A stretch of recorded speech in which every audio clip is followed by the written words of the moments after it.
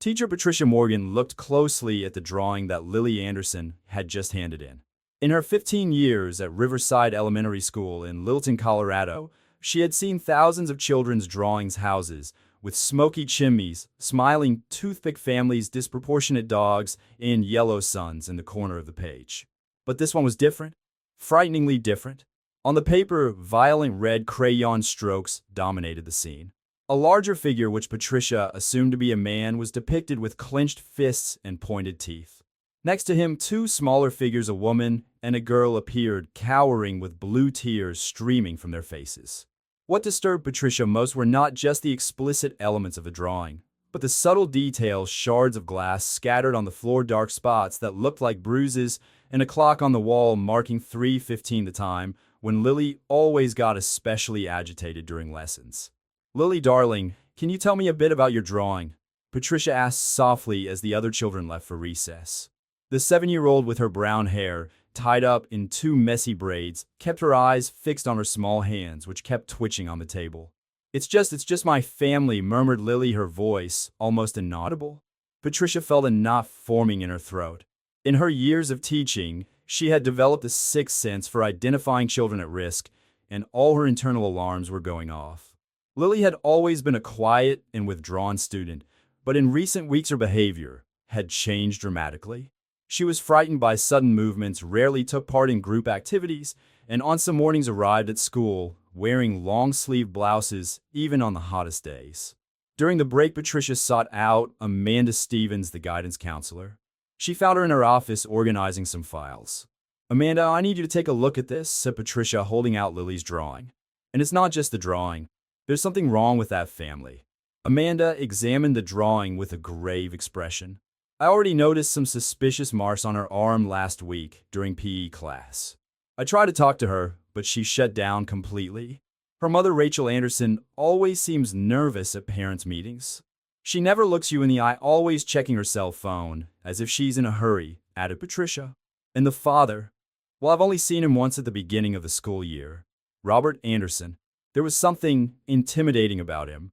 "I'll contact social services immediately," decided Amanda. "But we need to be discreet.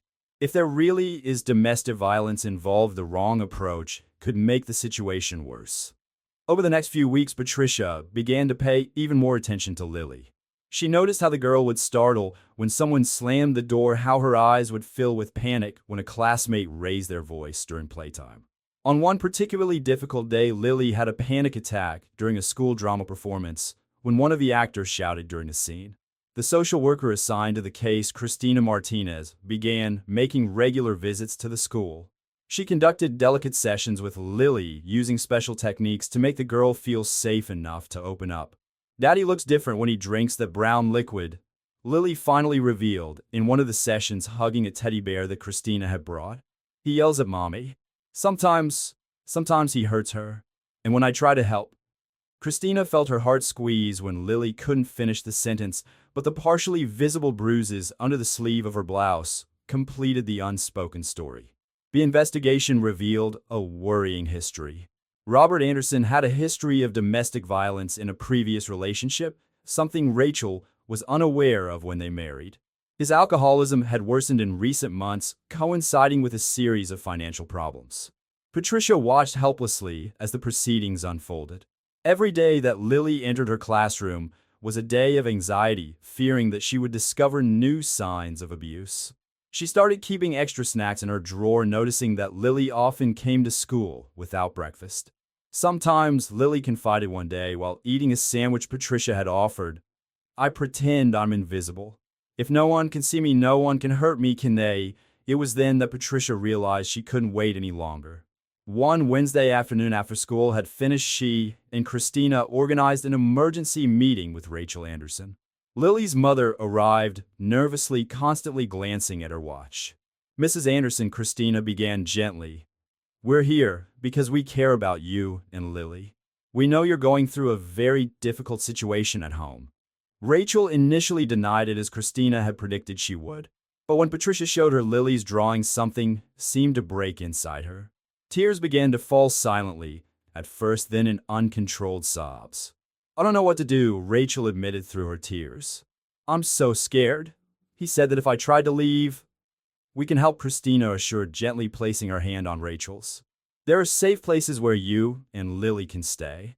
People who can protect you. You're not alone in this. As the sun set over Littleton, that afternoon plans were made in whispers in the empty classroom.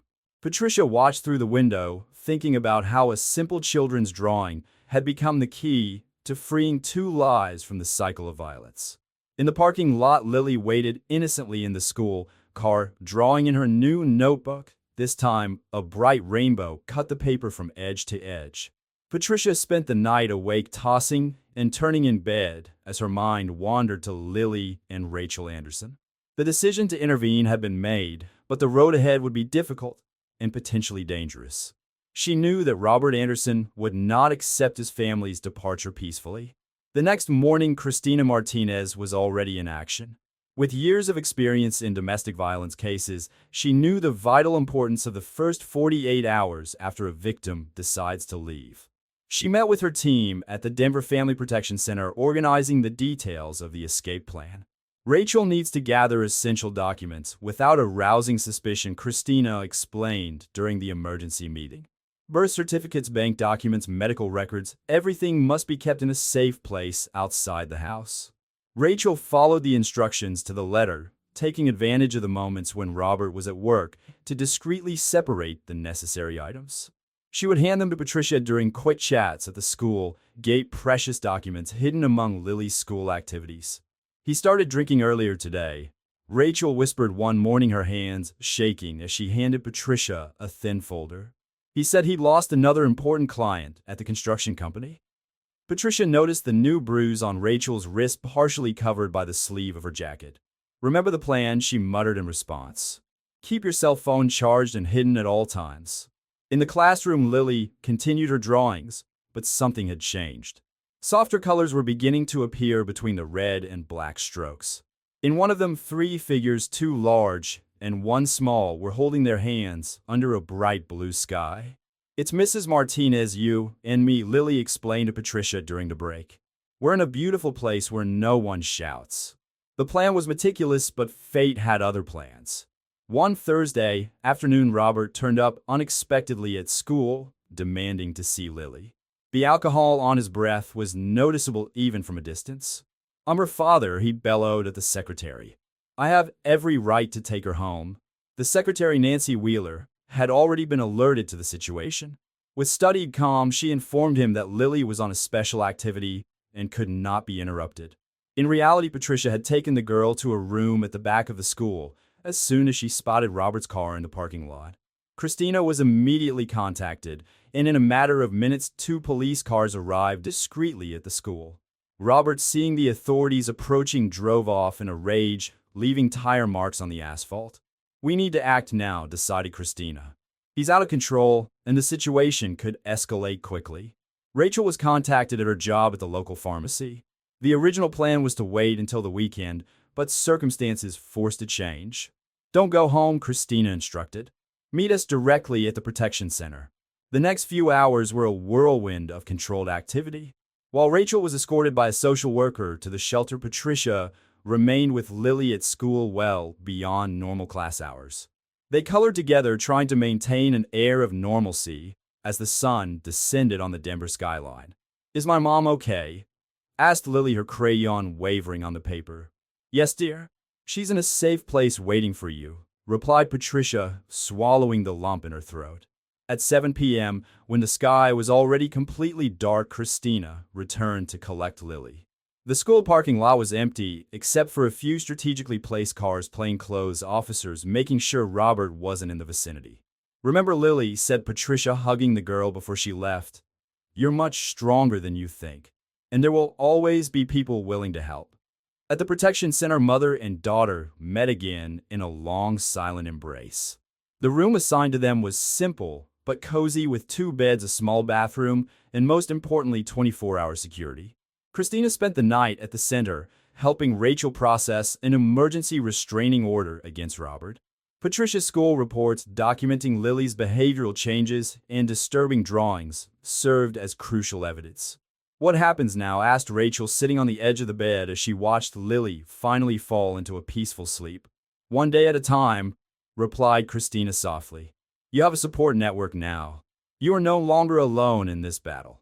That night, while the city slept, 4 women in different places stayed awake, connected by fate and the determination to protect a child. Patricia in her home, mentally reviewing every sign she had noticed over the last few months. Christina at her desk in the protection center, finalizing reports and activating legal resources. Nancy in the school office, organizing the documents needed to transfer Lily to a school closer to the shelter. And Rachel watching over her daughter's sleep, allowing herself for the first time in a long time to glimpse a different future. The next chapter of their lives was just beginning, and although the path was uncertain, there was one certainty: the cycle of violence had been broken and a new story was about to be written. The Denver Family Protection Center was a safe place, but for Lily, it was a completely new and frightening world. The long white corridors, the whispered voices of other families, and the constant coming and going of social workers created an atmosphere that, although protective, still carried the weight of uncertainty. Christina Martinez watched as Rachel tried to establish a new routine for herself and Lily. During the day, Lily attended temporary classes at the center itself, part of a special program for children in vulnerable situations. Rachel, meanwhile, attended therapy sessions and support groups, beginning the long process of healing. "How are you adjusting?" Christina asked Rachel during one of her regular follow-up sessions. "Different," Rachel replied, nervously fiddling with a necklace that still bore her wedding ring. "Lily has nightmares almost every night. She screams calling for help. And sometimes I wake up in a panic thinking that Robert is going to show up at any moment." Rachel's fears were not unfounded. Robert Anderson had violated the restraining order twice in the first week, turning up outside his old job at the pharmacy. The police were called, but he always disappeared before they could reach him.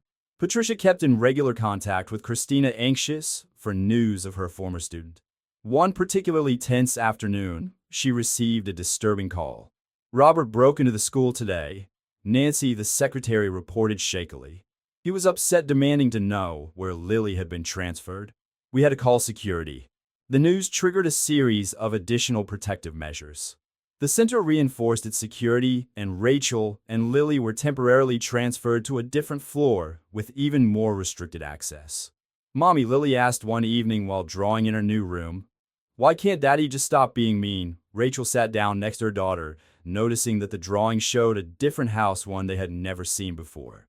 "Sometimes, darling, people have very difficult problems to solve, but that doesn't mean we have to stay close to them when they hurt us." The legal process took its course. Christina worked tirelessly with the prosecution, gathering evidence and testimony. Patricia's school reports the medical records documenting Rachel and Lily's injuries and the multiple violations of the restraining order built a solid case. Meanwhile, at the center, other stories were intertwining with theirs. Lily befriended Maya, a 9-year-old girl who was also there with her mother. The two shared not only toys and drawings, but also a silent understanding of their shared experiences. They heal each other, Christina observed to Patricia during one of their conversations. "It's amazing how the children find strength in connecting with others who have been through similar situations." The transformation was gradual, but remarkable. Lily began to smile more. Her drawings now included more bright colors and fewer dark shadows. Rachel, through therapy sessions and the support group, began to recognize the signs of abuse that she had normalized for so long. However, Robert's shadow still hung over them. One night, while Rachel was reading Lily a story before bed, one of the center's security guards knocked urgently on the door. "Mrs. Anderson, we've received information that your husband has been seen in the neighborhood," he informed her in a low voice. "As a precaution, we're transferring you to another location temporarily." Within 15 minutes, mother and daughter were in a dark van driving through the Denver night with a police escort. Lily clutched her teddy bear, a gift from Christina, while Rachel tried to keep calm for her daughter. "Remember that story about the warrior princess we were reading?" Rachel whispered to Lily during the journey. "Sometimes you have to be brave like her even when you're scared." The new shelter was in Aurora, a neighboring town. It was smaller than the center in Denver, but offered an even greater level of security. Christina assured her that it would only be temporary until the situation with Robert stabilized. The next morning, Patricia received a message from Christina informing her of the move. Her heart squeezed at the thought of Lily and Rachel having to move again, but she knew it was necessary to keep them safe. "How are they?" Patricia asked during her next visit to the new location. "Adjusting," Christina replied. Lily asked if she could paint the bedroom walls rainbow. "Rachel is getting stronger every day. She even got a remote job as an administrative assistant." The case against Robert Anderson continued to progress through the court system. The evidence was irrefutable, and his own erratic conduct, including the restraining order violations and the incident at school, only strengthened Rachel's position. "What happens next?" Rachel asked during a meeting with her legal aid attorney. "When this is all over, one step at a time," the lawyer replied gently. "First, we ensure your and Lily's safety. Then we rebuild. There are housing assistance programs, job opportunities, ongoing support." Meanwhile, in the new room they shared, Lily had begun to cover the walls with her drawings. Each one told a story no longer of violence and fear, but of hope and possibilities. In one particularly special one, she had drawn her new expanded family, her and her mother, surrounded by Christina, Patricia, and all the other people who had become their circle of protection. "This is our team," Lily explained proudly to Maya, who had gotten permission to visit her in the new shelter. "They keep us safe." The news came like lightning on a clear day. Robert Anderson had been arrested after a failed attempt to break into the shelter in Aurora. Christina received the call at 3 a.m., the same time that used to plague Lily in her memories. He was armed, reported Detective Marcus Reynolds. "We found a .38 caliber pistol and ropes in his car. He had followed one of the shelter staff there." Christina's heart froze. Her suspicions about Robert's escalating behavior were correct. As she drove to the shelter that early morning, her mind wandered to all the victims she had lost by not acting quickly enough. Rachel and Lily were woken up and moved again, this time to an even safer location on the outskirts of Boulder. The new day was dawning when they arrived at the safe house, a discreet building in a quiet residential neighborhood. "Why do we have to move again?" asked Lily, hugging her worn-out teddy bear. Rachel exchanged glances with Christina, searching for the right words. "Sometimes we need to take a few more steps back before we can move on," explained Christina, helping them with the few suitcases they were carrying. Patricia was informed of the events a few hours later. She was in her classroom preparing the day's activities when she received Christina's message. Her students found her crying silently on her desk. "Is everything all right, Mrs. Morgan?" one of them asked worriedly. "Yes, Tommy," she replied, wiping away her tears. "Sometimes we cry when we're relieved, not just when we're sad." The case took on a new dimension with Robert's arrest. The prosecution now had concrete evidence of his violent intentions. The investigation revealed that he had been tracking employees at the center for weeks, mapping out their routines. In the safe house, Rachel and Lily were once again beginning the process of adapting. The place was different from the previous shelters, a real house with a garden and a small vegetable patch at the back. 2 other families lived there, all under protection. "Look, Mom," exclaimed Lily, pointing to a bird's nest in a tree near the window of her new room. "They got a new house too." Rachel watched her daughter with a mixture of love and concern. Despite everything, Lily was still able to find wonder in the world. The therapist at the center had explained that this resilience was common in children, but also warned about traumas that could emerge later. Christina visited them daily, bringing updates on the legal process and coordinating with the security team. Robert was being held without bail, considered a public threat. "We found a diary in the apartment where he was living," Christina informed Rachel during one of her visits. There were detailed plans. He intended to take Lily out of state. Rachel felt the ground disappear beneath her feet. The reality of the danger they had been in hit her like an icy wave. "How could I not have realized it before?" she muttered, more to herself than to Christina. "Abuse gradually blinds us," Christina replied softly. "The important thing is that you realized and acted before it was too late." Patricia got permission to visit the safe house on a Sunday. The reunion with Lily was emotional. The little girl ran to hug her as soon as she saw her. "Mrs. Morgan, come and see my garden." Lily pulled her former teacher by the hand to a small bed where she had planted sunflowers. Christina said they always follow the sun, no matter where they are. During her visit, Patricia noticed subtle changes in Lily. The little girl was still startled by sudden noises, but her eyes had regained some of the sparkle they had lost. Her drawings scattered around the room showed less red and more blue, a change that the therapist had highlighted as significant. In the evening after dinner shared with the other families in the house, Rachel found Lily sitting on the balcony watching the stars. "What are you thinking, darling? Is Daddy going to be angry forever?" asked Lily, her voice small in the darkness. Rachel sat down next to her daughter, pulling her close. "I don't know, my love, but I do know that we're safe now and that we have wonderful people protecting us." That same evening in her apartment in Denver, Christina reviewed the Anderson case. The evidence was overwhelming. In addition to the attempted break-in, and the gun investigators had discovered Robert's connections to extremist groups online, where he shared violent ideas about reclaiming his family. The prosecutor assured her that with the new evidence, Robert would face a significant sentence. But Christina knew that the real battle was just beginning. Rachel and Lily's long journey to recovery would require time, patience, and a lot of support. Patricia at home looked at Lily's first drawing, the one that had started it all. She kept it in a special folder along with other drawings that had marked crucial moments in her career. Each one represented a child she had helped to save, even if sometimes the help had come too late. Night fell in Boulder, and in the safe house, Rachel watched Lily sleep. For the first time in a long time, the girl's sleep seemed peaceful without the nightmares that used to plague her. Outside, Lily's sunflowers were waiting for the next sunrise, ready to follow the light once again. The preliminary hearing against Robert Anderson was scheduled for a chilly October morning. The Denver District Court, with its imposing marble walls, looked even more intimidating under the cloudy sky that threatened snow. Rachel adjusted the borrowed blazer that Christina had gotten for her through a donation program. Her hands trembled slightly as she held the folder with the documents her lawyer had prepared. It was the first time she had faced Robert since the escape. "Remember," instructed Sandra Wells, her lawyer, "you don't have to look directly at him. Keep your focus on me or the judge." At the safe house in Boulder, Lily was under the care of a social worker specializing in child trauma. Patricia had taken the day off from school to be with her, determined to keep the girl distracted during the proceedings. "How about we plant some more sunflowers today?" suggested Patricia, noticing how Lily alternated between moments of agitation and absolute stillness. "Is Mommy going to see the bad man today?" Lily asked abruptly, her small fingers kneading the edge of her latest, drawing a surprisingly abstract composition in shades of purple and gray.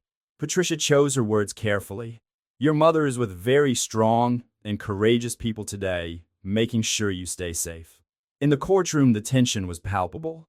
Christina, sitting in the front row behind Rachel, watched every move in the room. Robert was brought in handcuffed, his face marked by days of detention. When her eyes met Rachel, she felt the air leave her lungs. "The state of Colorado versus Robert James Anderson," announced Judge Morris. "Charges include aggravated domestic violence, attempted kidnapping, violation of a restraining order, and unlawful possession of a firearm." The prosecutor, Dr. Elena Richardson, presented the evidence methodically. Lily's drawings, preserved by Patricia, were included in the case as documentation of the psychological impact of the abuse. The photos of the injuries, the medical records, and the diary found in Robert's apartment painted a devastating picture of systematic violence. "Your Honor," Elena argued, "the accused not only terrorized his family for years, but also meticulously planned an action that could have resulted in tragedy." In the safe house, Lily and Patricia were working in the garden. The girl had developed an almost mystical connection with the plants, treating each seedling with surprising delicacy. "Flowers are like people," Lily explained as she fluffed the soil. "Some need more sun, others more water, but they all need love to grow." Patricia felt her heart squeeze. The wisdom in the child's simple words revealed a deep understanding born of suffering. Back in court, Robert maintained a rigid posture while his lawyer tried to minimize the seriousness of the charges. "My client was just trying to reunite his family," he argued weakly. "A family," interrupted Judge Morris, "is not maintained through terror and violence." Rachel was called to testify. Her voice, initially shaky, gained strength as she recounted years of abuse. Christina watched with pride as the woman who arrived broken at the protection center now faced her abuser with renewed dignity. "He said no one would believe me," Rachel declared, her voice clear in the silence of the room. He said I was nothing without him. But I found out that I'm stronger than I ever imagined. In Boulder, the afternoon progressed with Lily and Patricia baking cookies in the safe house kitchen. The family activity helped calm the girls' anxiety. When I was little, Patricia shared, my grandmother used to say that making cookies was like magic. You turn simple ingredients into something that brings comfort and joy. Lily smiled for the first time that day. Can we save some for Mom? In court, after hours of presentations and arguments, Judge Morris was ready for his preliminary ruling. Robert would be held in custody without bail until the final trial, considering the risk he posed. In addition, added the judge, I order the extension of the protection order to include an exclusion zone of 500 meters from any place frequented by the victims. Rachel felt the tears silently flowing. Christina held her hand, offering silent support as Robert was led back to detention. It's only the beginning, Sandra reminded her gently, but it's an important victory. When Rachel returned to the safe house that night, she found Lily asleep on the sofa, surrounded by colorful drawings and the comforting scent of freshly baked cookies. She spent the day between the garden and the kitchen, Patricia reported. She's starting to find safe places within herself. Christina met up with them for a final debriefing of the day. As they shared tea and Lily's cookies, they discussed the next steps. The Protection Center has a transition program, Christina explained. We could start looking for an apartment for you, maybe in Lafayette. It's a quiet community with good schools. Rachel looked at her daughter, sleeping peacefully. I never thought we'd have this chance. You gave us that chance, Patricia corrected gently, when you had the courage to leave. Later, after everyone had gone, Rachel sat on the porch of the safe house. Lily's sunflowers swayed gently in the evening breeze, their faces still turned towards where the sun had set, waiting patiently for a new dawn. Mommy, Lily's sleepy voice came from the door. Did you manage to be strong today? Rachel pulled her daughter into a tight hug. We did it, my love. We both did. The small house in Lafayette had only 2 bedrooms, but for Rachel and Lily Anderson, it was a palace. After 3 months in the Protection Center's transition program, they finally had a place to call their own. The white walls, still undecorated, looked like blank canvases waiting to be filled with new memories. During one session, the figures are no longer isolated from each other. There's more connection, more movement. At home, Lily had started a special project, a mural on her wall, authorized by Rachel. It was a growing representation of her chosen family, Rachel in the center, surrounded by Christina, Patricia, her new friends from school, Miss Matthews, and even Dr. Chen. Each person who has helped us is like a star, Lily explained as she worked on her mural. Together they form a constellation that protects us. Recovery wasn't linear. There were days when Rachel would catch herself checking the locks repeatedly, or when Lily would hide in the closet when she heard a louder male voice in the street. But now they had the tools to deal with these moments, and more importantly, they had each other. One afternoon, while Rachel was preparing dinner, she heard laughter coming from the backyard. Lily was playing with Sophie, a neighbor the same age, among the sunflowers that were now growing strong in their new flower bed. Mommy, called Lily, running inside. Sophie invited me to her birthday party on Saturday. Can I come? Rachel felt a moment of panic. Parties meant unknown people, unpredictable situations. But then she saw the sparkle in her daughter's eyes, that glimmer of normality they had fought so hard for. Of course you can, my love, she replied, surprising herself with the firmness in her own voice. In the evening, after Lily had gone to sleep, Rachel sat on the back porch with a cup of tea. The sunflowers swayed gently in the evening breeze, their silhouettes jagged against the starry Colorado sky. Her phone vibrated, a message from Christina. How was your day? Rachel smiled, typing her reply. Lily's been invited to her first birthday party here. I'm nervous, but we'll make it. The reply came quickly, one step at a time. I'll be around if you need me. The next morning, Rachel found Lily already awake, working on a new drawing at the kitchen table.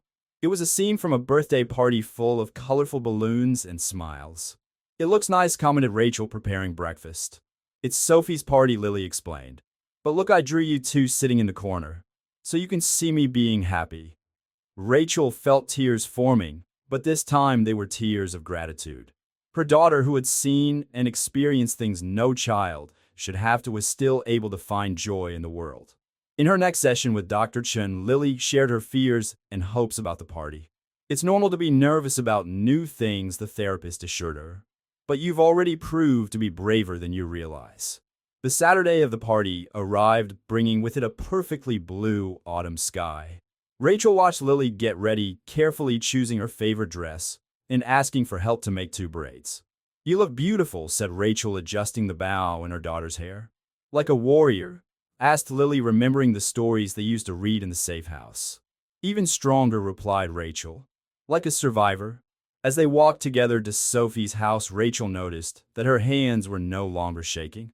The sunflowers in the garden had become a symbol of her journey, starting small and fragile, but growing strong and resilient, always turning towards the light. On her mural, Lily had recently added a new figure herself at the center of her constellation of protectors, no longer cowering or frightened, but standing smiling with her arms open to embrace the future that now at last seemed to shine with infinite possibilities.